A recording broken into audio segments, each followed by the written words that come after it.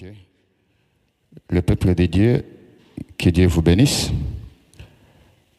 C'est une grande joie pour moi de me tenir debout devant vous pour nous partager sur la parole de Dieu. Ce soir, je vais partager cette parole avec vous partout où vous êtes. Ouvrez simplement vos cœurs et vous allez écouter quelque chose. Je vais parler sur un sujet, le ministère des bandes selon le prophète. J'ai vu, il y a l'embouteillage partout dans les églises, partout dans des groupes de gens, partout des embouteillages sur les embouteillages. Alors j'ai pris le temps pour étudier un peu le message avec le prophète Branham, puisque c'est lui la bouche autorisée, comme nous disons. Je parle ce soir sur le ministère des bandes selon le prophète Branham. Ce n'est pas selon un pasteur quelconque, ce n'est pas selon un bishop, ce n'est pas selon un apôtre. Non, le ministère des bandes selon le prophète. Cette prédication sera en 3 parties. Selon l'étude que j'ai étudié le message, selon William Branham, il a scindé ce ministère en 3 parties. Je parle aujourd'hui d'une seule partie. Et la fois prochaine, dans le 2e numéro, vous trouverez deuxième partie. Et après, on va finir avec la 3e partie. Comme on peut dire, ce ministère, c'est en 3 formes ou 3 aspects. Premier aspect, c'est ce que nous parlons ce soir. Le ministère des bandes, premier aspect, l'évangélisation. Nous sommes dans la Bible, Josué chapitre 2, dès le premier verset jusqu'au 10e verset, je lis. Josué, fils de Nun, fit partir secrètement à Sittim des espions, en leur disant, allez examiner le pays, en particulier Jéricho. Ils partirent et ils arrivèrent dans la maison d'une prostituée qui se nommait Rahab et s'y couchèrent. On dit au roi de Jéricho, voici des hommes d'entre les enfants d'Israël sont arrivés ici cette nuit pour explorer le pays. Le roi de Jéricho envoya dire à Rahab, fais sortir les hommes qui sont venus chez toi, qui sont entrés dans ta maison, car c'est pour explorer tout le pays qu'ils sont venus. Et la femme prit les 2 hommes et les cacha. Et elle dit, il est vrai que ces hommes sont arrivés chez moi, mais je ne savais pas d'où ils étaient. Et comme la porte a dit se fermer de nuit, ces hommes sont sortis, j'ignore où ils sont allés. Hâtez-vous de les poursuivre et vous les atteindrez. Et les avait fait monter sur les toits et les avait cachés sous les tiges de lin qu'elle avait arrangées sur les toits. Ces gens les poursuivirent vers les chemins qui mènent au quai de Jourdain. Et on ferma la porte après qu'ils furent sortis. Avant que les espions se couchassent, Rahab monta vers eux sur les toits. Et leur dit, l'Éternel, je le sais, vous a donné ce pays. La terreur que vous inspirez nous a saisis.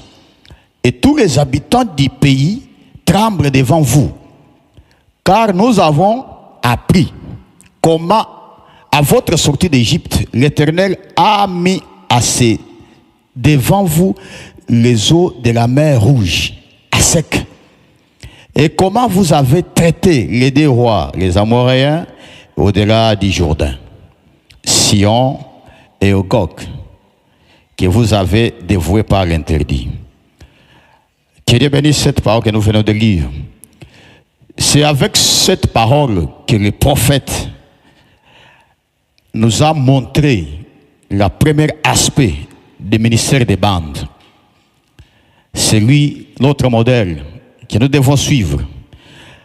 Vous et moi, en lisant ces écritures, on n'a pas vu que les espions étaient allés jouer les bandes dans la maison d'une prostituée, Rahab donc. Alors, c'est lui qui a vu. C'est pourquoi nous suivons ces pas. C'est pourquoi j'ai dit le ministère des bandes selon les prophètes, pas selon une autre personne. Alors, pour signifier ça et pour éclaircir, écoutez ce qu'il dit dans les questions et réponses sur les sceaux. Cette prédication prêchée le 24 mars 63. Il dit les bandes ont un ministère mondial. Ça, c'est le premier aspect. J'ai dit il y a trois. J'exploite aujourd'hui premier aspect. Les bandes que vous voyez là, c'est un ministère mondial. Paragraphe 32, écoutez, voyez-vous, les bandes ont un ministère mondial. C'est partout, vous voyez, partout. Elles sont traduites en toutes sortes de langues. Et tout. Il y a donc des choses que nous pourrions dire ici, à l'église ici. Voilà. Il y a certaines choses que Frère Branham parlait à son église, que le monde, jusqu'à aujourd'hui, ne sait rien. Mais quand il y a le ministère pour l'évangélisation, c'est pourquoi il est dit dans les bandes. C'est pourquoi nous trouvons ça ici. C'est dans le cadre d'évangélisation. Il y a donc des choses que nous pourrions dire ici à l'église, que nous ne saurions pas dire ailleurs. Vous voyez? C'est pour ça que nous arrêtons l'enregistrement. Ici, le prophète dit, le ministère des bandes, il y a certaines choses qui ne concernent pas le monde ici, qui étaient concernées seulement à son église. Comme une prédication qu'il a prêchée, comment recevoir le Saint-Esprit, ce n'est pas enregistré. Comment le recevoir, ce n'est pas enregistré. C'était uniquement pour Branham Tabernacle. Alors, nous devons suivre les prophètes pas à pas. Il dit, les bandes ont un ministère mondial. Mais comment, frère Branham, explique-nous? Le ministère mondial, comment? Ce n'est pas ce que je vois ici à Kinshasa et ailleurs. Écoutez, le signal rouge, signe de sa venue, il explique ce que nous venons de lire. Et maintenant, paragraphe 31. Et maintenant, j'avais annoncé aujourd'hui que je ferai une bande ce soir. Et le pasteur, je ne pense même pas qu'il a prêché. Il m'a simplement invité ainsi de suite pour parler ici à l'estrade. Eh bien, je ne sais donc pas. Maintenant, s'ils font les bandes, si vous sentez fatigué, il disait aux gens qui étaient à l'église, puisqu'il faisait cette bande pour l'envoyer ailleurs. Il dit à son église, si vous vous sentez fatigué ou quelque chose comme cela, que vous voulez sortir, partir, vous faites, ce n'est pas un problème. Allez-y, sortez.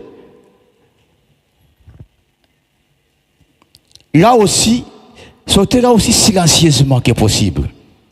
Vous voyez? Puisqu'il faisait cette bande avec l'esprit d'évangélisation. Ça ne concerne pas son église. Ça dit que si vous vous sentez fatigué, vous pouvez sortir. Et allez, mais sortez silencieusement pour ne pas faire le bruit. Le ministère des bandes selon William Branham. Premier aspect, c'est que nous sommes en train d'exploiter. Dans les signes, montre-nous, frère Branham, comment évangéliser avec les bandes. Premier aspect, les signes, prêché le 1er septembre 63, paragraphe 298. Il dit, qu'est-il arrivé? Il explique maintenant ce qui est passé dans Josué chapitre 2. Ce que vous avez pas vu, ce que moi je n'ai pas vu, mais lui a vu quelque chose. Écoutez ce qu'il nous dévoile dans l'étude de Josué, là nous venons de lire avec les espions qui étaient partis chez Ahab. 298. Qu'est-il arrivé? Eh bien, on les a fait taire, les gens de Jéricho. Pas question d'avoir un réveil ici. Notre dénomination ne parrainera pas pareille chose. Nous ne permettrons pas ce genre de bêtises au milieu de nous. Là, on disait aux deux espions qui étaient venus, on ne peut pas écouter ça ici. On ne peut pas écouter ça ici. Nous ne permettrons pas ce genre de bêtises au milieu de nous ici à Jéricho. Je vous interdis à tout d'aller à cette réunion-là. Voilà Jéricho, bien engagé sur le chemin de punir les enfants de Dieu vers l'enfer. C'est ce que la dénomination fait. Jéricho était une dénomination. Maintenant, les espions sont entrés dans les Jéricho. Avec quoi? Qu'est-ce qu'ils ont allé faire là-bas? Écoutez, paragraphe 209, même sermon. Mais quelques frères des espions là, avec des bandes magnétiques, ont dû réussir à s'infiltrer à Jéricho, quelque part, pour les semences prédestinées. Ils ont fait un saut jusque chez cette femme. Et on a joué quelques bandes. Il a fait de sa propre maison une église destinée à recevoir le message. Voilà l'aspect d'évangélisation. Ahab avait reçu des espions. Or, le Jéricho refusait d'écouter les espions. Mais lui, il a accueilli ces deux espions. Ils avaient dans leur poche les bandes de Moïse. Le prophète a vu. Il dit, les deux espions ont joué des bandes dans la maison de Rahab. Il a fait momentanément cette maison ce jour-là une église. Ils ont écouté la parole de Dieu. Ils ont écouté la parole ensemble avec la prostituée. Et il a crié. Paragraphe 300. Il dit, il y a encore aujourd'hui, vous savez, le message est parvenu aux semences prédestinées de toute façon. Les gens qui sont très loin, ils ont reçu le message comment? Nous ne savons pas comment il est parvenu. Mais il y est parvenu afin que les justes ne périssent point avec les injustes. Dieu fera tout pour que les enfants de Dieu, là où ils se trouvent, que les messages puissent les atteindre. Comment? Dans le ministère des bandes, aspect évangélique. Les deux espions sont filtrés, sont allés pour arriver là où il y avait une femme prostituée. Comme elle était la semence, ils sont arrivés. Elle a écouté la bande, elle a accepté, elle a eu la vie sauve. Il dit, c'est la même chose qui arrive aujourd'hui. Les messages arrivent à atteindre les gens au fin fond. Comment? C'est ce qu'il est en train de dire.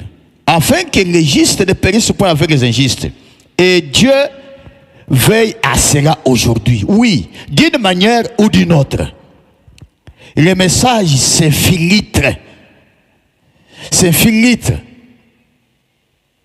Nous ne savons pas comment, bien, qu'ils refusent de parrainer cela. On ne venait pas avec le message ici à notre église. Ne prêchez pas le message de Branham là. Mais les enfants de Dieu sauront toujours qu'il y a un message. Comment? Avec les bandes. Dans le ministère d'évangélisation. Mais il y a des semences là au dehors qui sont prédestinées. Mais comment ces semences-là vont recevoir les messages? 318. Ces messagers sont revenus et ont dit, les deux espions, ils ont fait retour à Josué, ils ont donné le rapport. Il dit, nous avons obéi à tes ordres, Josué. Et nous avons trouvé une femme. Et Josué ici, le frère Branham dit, c'est le pasteur. Juste après la mort du prophète Moïse, le pasteur, un bon pasteur doit répéter ce que les bandes disent à ses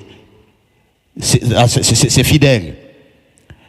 Il dit, le départ du prophète Moïse, Dieu a dit à Josué, si tu seras fidèle au message de Moïse, puisque les pasteurs n'ont pas le message est prêché par le prophète. Il dit, si tu répètes le message de Moïse, mon serviteur, nuit et jour, si tu seras fidèle. Voilà. Maintenant, il a envoyé aussi ces croyants qui croyaient en Josué. Ils sont allés avec les bandes, pas les bandes des pasteurs, les bandes de Moïse. Ce n'était pas les bandes de Josué, mais c'était les bandes de Moïse. Voilà un bon pasteur. Quand nous avons joué les bandes, ce sont des espions qui donnent maintenant les rapports. Il dit à Josué, quand nous avons joué les bandes, tu sais, nous avons trouvé une femme qui a crié.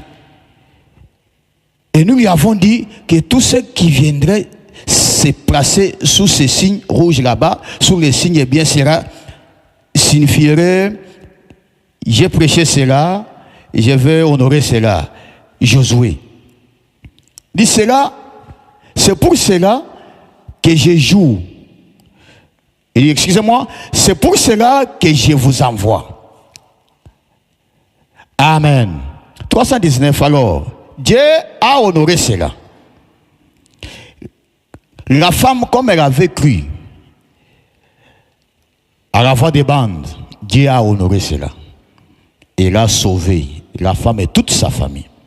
Les jours où Jéricho était tombé, ils avaient mis le fil cramoisi.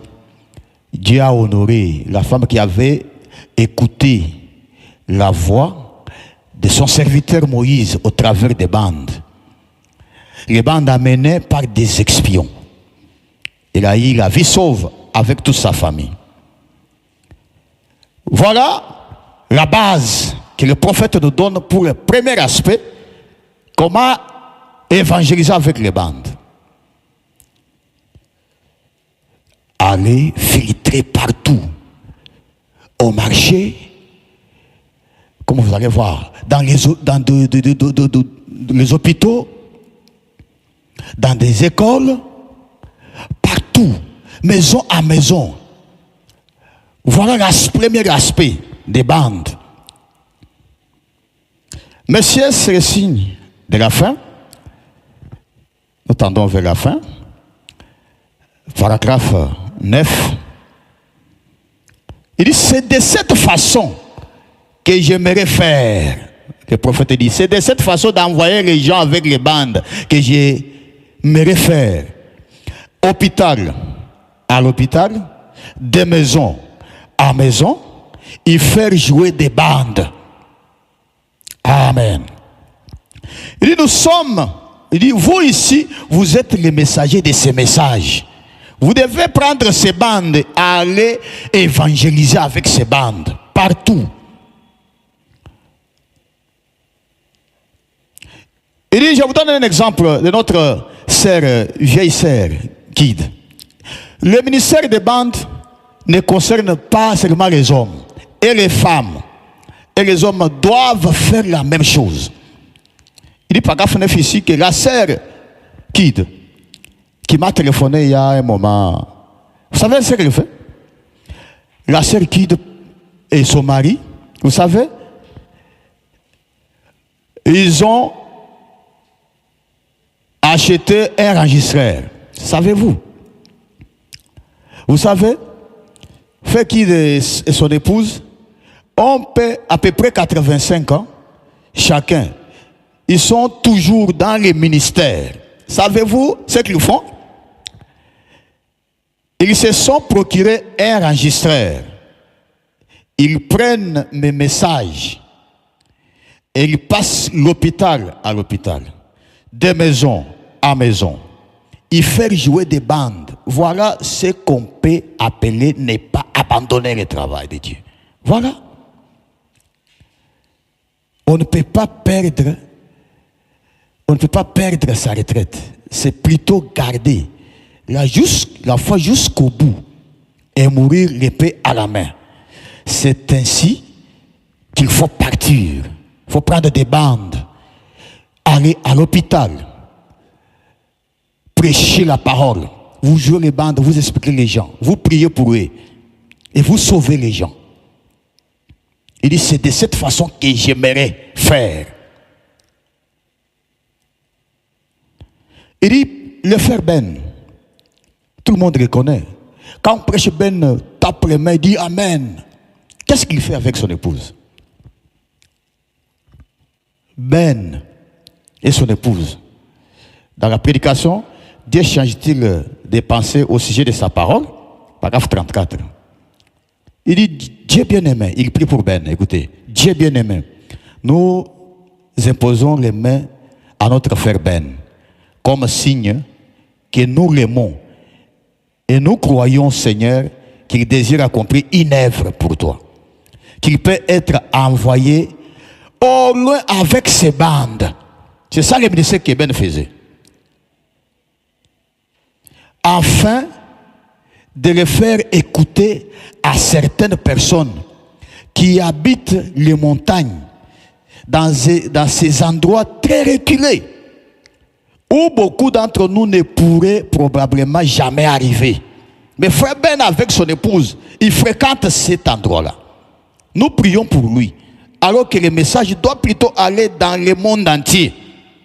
Nous te prions de bénir notre frère et son épouse, de lui donner ton esprit, que l'esprit vienne sur lui, le guide et le dirige, lui et sa femme. Dans le ministère des bandes, les femmes travaillent. La femme doit aussi évangéliser avec des bandes. Ils vont dans des endroits très reculés, où se trouve peut-être cette âme, loin là-bas. Et ils vont là-bas pour trouver cette âme. Et les portes ne pourront pas être fermées tant qu'on n'a pas fait entrer cette âme brebis qui est perdue là-bas. Tu n'es pas satisfait avec les 99, les tout sur 100%. Si Dieu n'a pas retrouvé une âme, il n'est pas satisfait. Il dit aide le Seigneur, tandis que nous imposons les mains et que nous l'associons à notre ministère comme notre frère et notre soutien, notre prière pour lui. L'accompagnerons et nous te prions de le bénir, Seigneur, partout où il ira avec son épouse, au nom de Jésus-Christ. Voilà ce que aussi Frère Ben faisait. Frère Ben et son épouse, ils prenaient des bandes. Premier aspect. Ce n'est pas ce que nous faisons. Nous avons des bandes. Les gens qui ont déjà écouté les messages, les gens qui connaissent bien les messages, vous les groupez, vous les donnez les messages. Or, il y a des gens qui n'ont jamais écouté les messages d'une seule fois. Or, le prophète dit, je ne peux pas permettre à une personne d'écouter les messages deux fois, pendant qu'il y a une personne qui n'a jamais écouté une seule fois. Et d'autres prennent ça fond des doctrines. Le ministère des bandes, selon le prophète. Écoutons ce que le prophète dit. Je vais terminer par cette écriture. Messieurs, c'est le signe du temps de la fin. Il dit, écoutez-moi mes frères. C'est de cette façon que Ben faisait, que frère qui de son épouse faisait, que j'aimerais faire. D'hôpital à l'hôpital, de maison à maison. Vous visitez les gens, vous jouez les bandes. Comme Rahab était sauvé à cause des bandes. Vous êtes les messagers de ces messages. Il dit Amen. Il dit voilà ce que nous devons faire. Jouer les bandes partout. Ça c'est le premier aspect. Le premier aspect, un aspect là qu'il faut amener les messages d'une manière évangélique, les bandes.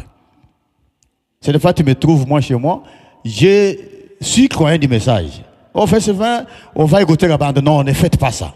Moi je connais, j'ai des bandes là. Ou bien vous m'appelez quelque part. Non, nous allons voir Frère Banama comme il dit. Nous verrons, deuxième aspect, ce qu'il a dit de faire avec les bandes. Premier aspect, c'est prendre des bandes à réévangéliser. Ce n'est pas prendre des bandes, retrouver les croyants du message et mettre les bandes et écouter. Non, ce n'est pas ça. Nous connaissons déjà la voix de Dieu. Nous sommes les croyants. Mais c'est à nous, puisque la commission que Dieu a laissée à l'église, Marc 16, 15, 17 et 18, il dit, voici, je vous envoie. Allez, faites le monde ici, mes disciples. Prêchez toute la création. Moi, je suis déjà croyant du message. Et comment tu m'amènes en gros la bande? Pour faire quoi avec ça? Moi, je suis rassasié, le ventre plein. Tu me donnes encore les haricots. Non, il y a une âme affamée quelque part. Prenez ces bandes, allez donner. Premier aspect. Je pense que le deuxième aspect, le tableau sera très clair. Ça, c'est un aspect d'évangélisation. Le deuxième aspect, et vous verrez les erreurs que les gens commettent tous les jours ici. Il y a certaines qui ont quitté l'église, non seulement les bandes. Le temps des églises est déjà passé, une erreur fatale. Ils se sont retrouvés quelque part, ils mettent des bandes. Une erreur fatale. D'autres dans les églises, on met les bandes. Et on donne les offrandes. On donne des dîmes. Une erreur fatale. Avec les prophètes. Voilà la manière où j'aimerais faire des choses. Vous prenez des bandes. Ça, c'est le premier aspect. Un aspect évangélique. Vous prenez des bandes, vous évangélisez. Vous évangélisez avec maison à maison, des hôpitaux à l'hôpital. Vous entrez dans un hôpital, vous trouvez les malades. C'est ce que nous faisons. Vous jouez la bande. Par exemple, soyez certain de Dieu. Dieu parle là-bas. Si tu as foi, ta maladie ici, Dieu t'a déjà guéri.